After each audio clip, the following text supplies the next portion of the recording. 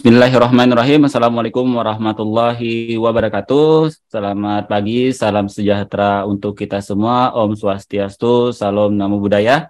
Yang saya hormati Bapak Nur Hidayat, SKM MKes sebagai Ketua Jurusan Gizi Kemenkes Yogyakarta. Yang kedua saya hormati yaitu Bapak Susilo Wirawan, SKM MKes sebagai Kaprodi Diploma 3 Gizi.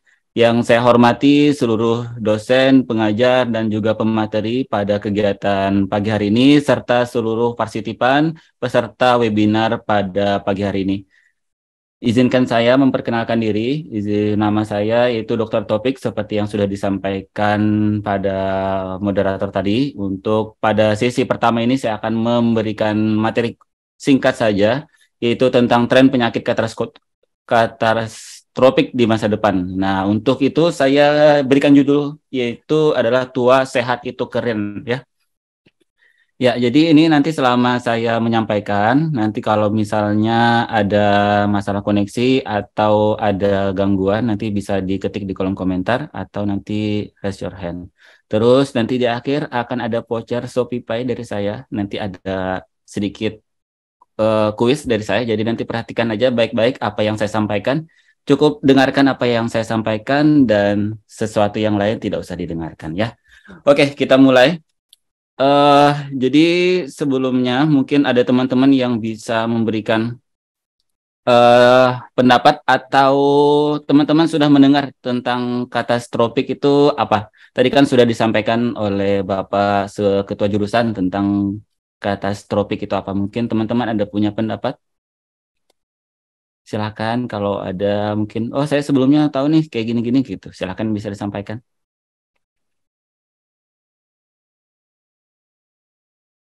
Akan mungkin dari teman-teman dari 300 partisipan mungkin ada yang ingin menyampaikan pendapatnya. Jadi ini kan kita teman-teman ini sebagai tenaga kesehatan semua, jadi kita diskusinya santai aja kayak gitu ya. Ya, monggo kalau ada silakan. Nggak ada ya? Oke, kalau nggak ada ya. Jadi penyakit ini mungkin kalian kenalnya itu penyakit tidak menular ya. Kalau kita beberapa tahun yang lalu kita dikenalkan dengan istilah PTM atau penyakit tidak menular. Nah, ini adalah sebuah awal katanya itu adalah katastropik, itu berasal dari katastropik yang berarti bencana atau malapetaka. Nah, kenapa disebut dengan bencana atau malapetaka? Nah, ini karena kaitannya dengan pembiayaan yang jangka panjang dan juga tinggi kayak gitu. Nah, ini karena konsepnya kita di negara kita ini terutama untuk menjamin kesejahteraan sosial bagi seluruh rakyat Indonesia, strateginya itu adalah menggunakan JKN atau Jaminan Kesehatan Nasional yang dikelola oleh BPJS di bawah dari Kementerian Kesehatan. Nah, itu makanya kita harus dibagikan gitu. Ada teman-teman ada yang mandiri, peserta mandiri, ada yang PBI atau bantuan pemerintah, itu biasanya untuk keluarga-keluarga yang tidak mampu, nah nanti dibayarkan oleh pemerintah. Nah, itu biasanya kelas BPJS-nya kelas 3 kayak gitu. Nah, itu sifatnya BPJS ini adalah gotong royong kayak gitu. Nah, karena itu sebisa mungkin pembagian dananya itu seadil-adilnya kayak gitu. Nah, kalau misalnya penyakit-penyakit ini tidak dikendalikan, nah maka yang seharusnya membutuhkan itu justru tidak dapat pertolongan kayak gitu. Nah, karena itulah ini disebut sebagai penyakit yang high cost dan juga mengancam atau bisa menjadi malapetaka atau bencana di masa depan nanti. Di masa depan, nah tentu mungkin ya kalau umur kita panjang ya pasti kita ya akan merasakan kayak gitu teman-teman kayak gitu. Jadi inilah yang kenapa menjadi sebuah tantangan ke depan dan juga menjadi alasan bagi teman-teman Poltekkes Gizi Kemenkes Yogyakarta hari ini melakukan kegiatan webinar pada pagi hari ini kayak gitu. Nah, berikutnya ini adalah sampai tanggal 31 Desember 2020 jumlah JKN itu adalah 222,4 juta. Nah, di sini Nah, kalau teman-teman lihat, ini yang paling besar dari 222 juta itu paling banyak peserta kita adalah yang penerima bantuan atau yang ini dia yang dibayarkan oleh pemerintah kayak gitu. Kalau saya kan BPJS juga. Nah, jadi kalau yang sudah kerja ada BPJS Ketenagakerjaan. Nah, kalau BPJS Mandirinya itu kalau kelas 1 150.000. Nah, ini mereka dibayarkan oleh pemerintah itu kelas 3. Nah, kalau kita lihat dari gambar ini, yang bukan pekerja itu sekitar 4, sekian orang atau sekitar 4 jutaan orang kayak gitu ya. Nah, kalau lihat kita perkembangan kepesertaannya dari tahun 2014 sampai dengan 2020 itu trennya terus menaik kayak gitu. Artinya jumlah yang akan dibayarkan oleh pemerintah, terutama bagi yang PBI atau penerima bantuan iuran itu akan semakin tinggi kayak gitu. Nah, karena itu alokasi dananya atau pembagian dananya itu sebisa mungkin harus efektif dan juga efisien kayak gitu. Nah, ini kaitannya karena seperti yang disampaikan oleh Bapak Nur Hidayat tadi, itu tentang pada tahun 2019 ini untuk penyakit Covid itu menghabiskan dana sekitar 17,5% kayak gitu. Nah, dari anggaran yang diberikan, nah penyakit yang paling banyak itu adalah jantung, kanker, stroke, dan juga gagal ginjal. Empat penyakit yang di atas ini semuanya membutuhkan pembiayaan yang besar dan juga kunjungan yang lama. Karena dia kunjungan yang lama itu misalnya kayak gini, bulan ini itu misalnya tanggal 1, nah nanti dia kontrol lagi tanggal 1 bulan September kayak gitu. Terus karena penyakit jantung atau stroke ini dia matinya nggak langsung kayak gitu ya, matinya secara perlahan kayak gitu. Beda kalau orang kecelakaan kayak gitu kan, atau misalnya dia patah tulang kayak gitu. Mungkin dia kunjungannya dalam 6 bulan aja kayak gitu. Nah, sementara pada penyakit-penyakit jantung, apalagi pembesaran jantung, kemudian penyakit jantung koroner kayak gitu. Itu sekali intervensi itu mahal banget kayak gitu. Nah, misalnya kayak gini ya, pada 2020 nih, itu biayanya 8,29 triliun. Kalau kita bagi dengan jumlah kepesertaan tadi ada sekitar 222 juta, itu kurang lebih sekitar 40 juta satu orangnya. Dari 40 juta. Sementara kalau misalnya kalau nanti kena penyakit-penyakit yang kayak gini, misalnya nih dari hipertensi, ada CHF. CHF itu nanti untuk mendiagnosisnya atau penyakit jantung, gagal jantung itu didiagnosisnya menggunakan USG kayak gitu kan, USG atau ekokardiografi. Nah, itu di USG.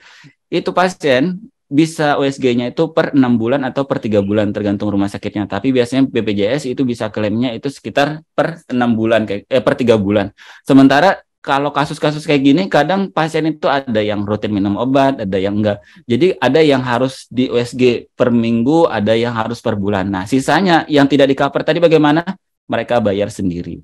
Kardiomegali, kemudian ada sumbatan jantung koroner, ada stroke, kemudian aneurisma, ini pembuluh darah yang bisa pecah. Kemudian kalau ibu-ibu hamil, itu juga bisa berisiko untuk sampai kejang, sampai dengan meninggal. Terus kalau misalnya terus-terusan hipertensi dibiarkan, nah, nanti akan mempengaruhi proses filtrasi di ginjalnya kayak gitu. Jadi ginjal itu kan modelnya kayak kalau kalian pernah bikin kopi atau teh, itu kan di bawahnya itu ada ampasnya. Nah, fungsi ginjal kita itu adalah menyaring tadi. Nah, kalau dibiarkan terus-terusan, nah itu akan menyebabkan kerusakan pada ginjal sehingga nanti akan dibantu dengan alat yang namanya cuci darah tadi. Dan itu kalau cuci darah ada yang sekali seminggu, ada yang 2 kali seminggu.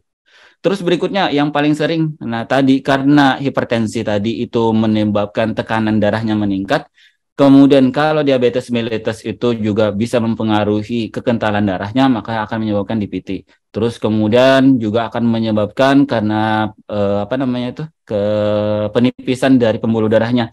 Nah, itu juga bisa menyebabkan stroke, kemudian serangan jantung, gagal ginjal, kemudian kehamilan juga akan terganggu. Kemudian pada kondisi-kondisi yang sering kita temuin itu adalah infeksi yang lama. Jadi kalau sekali luka itu dia banyak banget. Nah, sebenarnya kalau cuma diabetes aja itu tidak masalah. Cuma diabetes ini dia akan mengundang penyakit-penyakit yang lain. Jadi kalau teman-teman temui kalau sudah DBM itu banyak banget penyakit-penyakit penyertanya kayak gitu. Nah, karena itulah DM itu atau diabetes mellitus juga disebut sebagai indung dari segala penyakit kayak gitu. Nah, ini adalah ilustrasi kasus misalnya ada terjadi serangan jantung. Nah, ini juga bisa jadi pembelajaran teman-teman. Nanti bisa diperhatikan siapa tahu ada keluarganya yang mengalami hal serupa kayak gitu. Contoh misalnya saat terjadi serangan. Nah, gejala yang ditimbulkan biasanya nyeri dada sebelah kiri menjalar ke tangan kiri dan tembus ke belakang sampai keringat dingin. Dan ini biasanya tidak membaik dengan istirahat. Jadi kalau lagi serangan, walaupun dia duduk atau bungkuk, dia itu tidak berkurang sakitnya kayak gitu. Nah, saat serangan itu harus segera dilakukan pemindahan ke rumah sakit kayak gitu. Dan itu durasinya sekitar 120 menit. Nah, setelah itu baru akan dilakukan pemeriksaan penunjang. Misalnya direkam jantung, kemudian atau diambil darahnya, kemudian dicari apakah memang ada sumber dari kerusakan jantung atau tidak. Setelah itu baru nanti dari dokternya menyarankan untuk dipasang jantung atau diencerkan darahnya untuk melepas yang sumber sumbatan di jantungnya kayak gitu. Nah, sudah diobati, sudah dilakukan tindakan kegawat daruratnya, baru nanti pasien kalau masih hidup, nah itu akan minum obat seumur hidup. Biasanya kombinasi dua obat pengencer darah, anti kolesterol, dan penyakit lain jika ada. Nah, kalau pasien non BPJS, non BPJS misalnya dia pakainya Stator dan kawan-kawan, itu untuk per bulannya, kalau saya kan sekarang kerjanya di rumah sakit swasta kayak gitu ya, di Pertamina. Jadi kalau yang asuransi itu biasanya kalau per bulannya mereka itu menghabiskan satu pasien sekitar 1,5 juta. Kalau BPJS itu sekitar 150.000. Jadi jauh banget kan ya bedanya. Itu obatnya sama tapi ada yang paten, ada yang enggak gitu. Nah, nanti kenapa sih sampai segitu mahalnya kayak gitu ya? Nah, jadi efek dari darah tinggi tadi, ini kan ada lapisan pembuluh darah yang teman-teman bisa lihat nih. Nah, pada kondisi darah tinggi itu modelnya kayak selang air, terus kemudian kita pencet kayak gitu. Nah, itu akan kekuatannya akan tinggi gitu kan.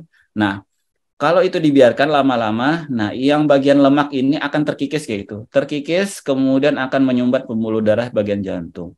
Nah, karena itu pada kondisi akutnya atau pada kondisi serangan harus dipasangkan ring atau enggak itu ditrombolitik atau dilepaskan yang menyumbat ini. Karena yang menyumbat ini bisa darah yang membeku atau lapisan lemak kayak gitu. Nanti untuk pilihannya itu sebelum dipasang ring itu biasa di coronary angiography gitu, diteropong dulu bagian jantungnya.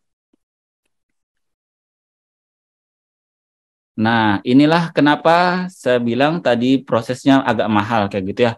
Untuk satu balon yang kalian lihat ini, yang seperti model sedotan begini, ini harganya lumayan, sekitar 60 jutaan guys. Jadi kalau satu ini aja, kalau tadi kan saya bilang alokasikan, kalau sekitar 8,22 triliun tadi dibagikan 222 juta peserta BPJS, yang kalau dianggap-anggap lah misalnya kita semua itu beresiko yang sama untuk terkena serangan jantung, maka satu pasien itu hanya dapat jatah sekitar 40 juta kayak gitu. Sementara ini saya bilang tadi sekitar 60 jutaan gitu ya kalau tempat saya. Nah, jadi kalau misalnya itu terjadi sumbatan, anggaplah dua pembuluh darah, maka untuk memasangkan dua ring ini biasanya dia harus menunggu sekitar 6 bulan. Jadi yang kita pasangkan ringnya itu adalah di tempat yang sumbatannya total atau 90% kayak gitu, atau 70% ke atas lah kayak gitu, baru dipasangkan ringnya kayak gitu. Nah, inilah yang terjadi pada negara kita kayak gitu. Jadi nggak bisa langsung dipasang keduanya gitu. Misalnya 3 sumbatan, langsung dipasang tiga-tiganya. Kalau langsung dipasang tiga-tiganya itu rumah sakit langsung tutup gitu ya. Nah, jadi inilah kenapa kita penting belajar atau pada pertemuan kali ini membagi atau mencegah. Nah, disinilah peran teman-teman selaku tenaga kesehatan di bidang gizi terutama, itu bagian nutrisinya, bagian pola hidupnya, di bagian pencegahannya itu yang lebih ditekankan kayak gitu. Nanti ada beberapa tips dan makanan khusus yang bisa membantu mencegah penyakit-penyakit seperti kencing manis, kemudian serangan jantung, dan juga stroke kayak gitu. Nah, ini kalau misalnya ya pasien dengan nyeri dada tadi nih, biasanya kalau sudah ada risiko tinggi itu nanti akan diteropong dulu. Nah, ini kalau juga dia tanpa BPJS itu sekitar 25 jutaan kayak gitu. Jadi bayar umum, bayar pribadi kayak gitu. Dan ini pun juga nggak bisa langsung dapat karena di satu rumah sakit saja tidak selalu ada nih untuk yang kegiatan teropong ini yaitu di cath lab-nya kayak gitu. Jadi lab khusus yang untuk mengerjakan adanya masalah di jantung kayak gitu. Nah, ini juga yang menjadi permasalahan kita di negara kita ini. Kenapa kita harus mencegah? Ya karena tidak semua, kita kan nggak tahu nih serangan itu terjadinya di mana. Bisa aja pas kita lagi di kampung atau dalam perjalanan di suatu kota. Sementara di kota tersebut tidak ada fasilitas kesehatan untuk melakukan tindakan tadi. Sementara waktu yang dibutuhkan, yang seharusnya itulah sekitar 120 menit kayak gitu. Nah, dalam 120 menit itu biasanya nanti harus diberikan obat-obatan untuk pengencer darah dulu kayak gitu. Nah, ini bisa kalian lihat nih fakta di lapangan. Bagaimana misalnya kalau kita nanti terjadi di Kalimantan, sekarang kan saya posisi ada di Kalimantan Timur. Nah, kalau di Kalimantan Timur ini peta yang agak lama ya. Jadi sekitar 2021. Jadi ini belum ada yang update. Jadi sekarang sudah ada dokter jantungnya. Jadi kalau lihat nih ada dokter jantungnya kalau warna ungu ya, warna ungu ada dokter jantungnya tapi nggak ada dokter BTPKP. Jadi misalnya nih kalau terjadi sumbatan itu totalnya kayak sekarang nih. Ada 5 sumbatan. Nah, 5 sumbatan itu bagusnya di CABG kayak gitu atau dibikinkan bypass kayak gitu. Jadi dioperasi dadanya kemudian disambung pembuluh darahnya kayak gitu. Dan itu juga antrinya lama banget kayak gitu ya. Jadi kalau teman-teman punya sanak famili atau orang tua keluhannya nyeri dada, dan kenapa dari dokternya sudah menyarankan untuk tindakan kok belum dipanggil-panggil ya? Karena memang antrinya lama dan fakta di lapangannya kurang lebih seperti ini ya. Paling banyak di bagian Jawa dan juga Sumatera. Jadi buat teman-teman yang ada di Jogja, terus yang buat di Riau, itu bersyukur lah. Jadi kalian masih banyak fasilitas kesehatan pendukungnya. Cuma kalau lihat data, oh banyak kok di Jawa, jadi saya nggak perlu pola hidup yang sehat gitu ya. Karena tadi banyak dokternya berarti banyak juga pasiennya kayak gitu. Nah, nanti antriannya juga banyak kayak gitu teman-teman. Jadi ya lebih baik kalian mencegah kayak gitu ya. Nah, ini adalah tips meningkatkan kualitas hidup kita kayak gitu ya. Jadi saya singkat menjadi cerdik gitu ya. Satu adalah cek kesehatan secara berkala. Cek kesehatan berkala itu kalau untuk darah tinggi itu nanti dilakukan pengukuran tekanan darah itu setiap hari. Untuk normalnya di rumah, untuk di rumah ya. Itu sekitar 135/80. Jadi nanti untuk orang tua kalian yang sudah usia 50 tahun ke atas tolong dibelikan alat tensi. Alat tensi yang digital nanti kalian ajarkan kalau sudah pulang ke rumah Pak, Bu, nanti tensinya kayak gini caranya. Nanti setiap minggu nanti tolong ditensi. Kalau sudah 2 kali pengukuran tensinya tetap di atas 140, nanti saatnya untuk diberikan obat darah tinggi atau kontrol aja ke puskesmas kayak gitu ya. Terus nanti juga seperti saya bilang tadi, kalau diabetes itu adalah induk dari segala penyakit tadi, maka kalau kalian punya alatnya itu juga murah juga 150-an juga gitu ya. Tinggal beli sticknya. Nah, nanti diperiksa juga per bulan kayak gitu. Ada yang puasa, ada yang setelah makan sama kolesterolnya juga harus dijaga. Nah, penelitian terbaru sekarang ada kalau kita mengkonsumsi resiko tinggi nih misalnya kena obesitas, ada sanak famili kita ada usia kurang dari 40 terus kemudian serangan jantung. Dan kemarin saya terakhir itu ketemu pasien kita itu umur 25 tahun sudah dapat serangan jantung dan dia itu taunya kalau dia punya kencing manis saat MCU kayak gitu. Gula darahnya sampai 600 kayak gitu. Itu usia 21 tahun ya. 25 tahun gitu. Jadi kalau asumsi kita sekarang bahwa penyakit serangan jantung, kencing manis dan kawan-kawan itu adalah penyakit orang dewasa itu salah ya. Karena sekarang kita sudah dihadapkan dengan makanan-makanan yang enak yang ternyata sangat berbahaya untuk kita. Contohnya boba, mixer, terus yang manis-manis gitulah pokoknya ya. Terus kemudian yang merokok juga berhentilah. Lenyahkan asap rokok, kemudian rajin aktivitas fisik. Itu dalam 1 minggu minimal 120 menit kayak gitu ya. Jadi dalam 1 minggu minimal 120 menit kita berlakukan aktivitas fisik gitu. Pun saya juga sama, walaupun sibuk di kegiatan, nah tetap memaksakan diri untuk olahraga kayak gitu. Kemudian diet sehat seimbang kalori dengan kalori seimbang. Kemudian istirahat yang cukup, kemudian juga stresnya dikelola gitu ya. Karena pertama yang kalau darah tinggi tadi juga dipengaruhi oleh stres kayak gitu. Nah, berikutnya ini adalah manfaat buah dan sayur. Nah, ini juga kaitannya dengan penyakit-penyakit yang kata topik tadi. Makan buah plus sayur itu akan menyebabkan transit time itu berkurang. Transit time itu, jadi kalau misalnya Bapak, teman-teman sekalian itu makan, nah itu di usus kita itu waktu makanan berhenti di dalam usus kita. semakin itu pendek waktu transitnya itu semakin bagus kayak gitu. Kalau semakin lama misalnya kita konstipasi atau susah buang air besar lebih dari 3 hari, nah itu akan meningkatkan resiko untuk terkena kanker usus, kemudian ada radang usus, kemudian pada penyakit-penyakit tertentu itu juga bisa menyebabkan ambien kayak gitu ya. Nah, jadi manfaatnya kalau kita rajin makan buah dan sayur itu bisa mencegah dari kanker usus, kolitis atau radang usus besar, ulkus gaster atau lambung yang luka, kemudian gastritis atau infeksi lambung, kemudian hemoroid atau ambeien kayak gitu. Nah, terus kemudian untuk menjaga kesehatan jantung dan otak. Nah, ini pertama dikurangkan garam, alkohol, dan lemak tinggi. Contohnya contoh Makassar ya, atau dalam-dalaman otak-otak yang ada di warung Padang kayak gitu, nasi Padang. Nah, itu juga dikurangkan ya kalau bisa berhenti. Terus kemudian diperbanyak itu kacang almond karena itu bagus juga buat jantungnya. Kemudian tinggi protein, rendah kalori, buah dan sayur, dan juga olahraga. Olahraga ini sangat penting ya. Kalau awet muda itu bonusnya kayak gitu. Sementara kita itu adalah sehat, ini adalah investasi kita di masa depan. Jadi mungkin ngapain sih olahraga kayak gitu kan ya. Nah, karena kita juga masih merasa muda. Nah, sekarang fenomena muda-muda jompo itu udah banyak terlihat gitu ya. Usia 20, usia 15, usia 25, keluhannya sakit pinggang, kepala pusing, darah tinggi kayak gitu ya. Nah, apalagi kalau yang teman-teman yang kuliah ini banyak banget keluhannya di masalah lambung kayak gitu juga ya. Terus berikutnya, nah jadi ini materinya sudah penutup.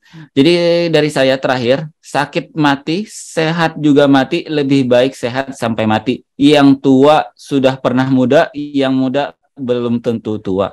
Sekian dari saya, wabillahi taufiq wal hidayah. Kalau ada salah kata dan perbuatan, mohon maaf.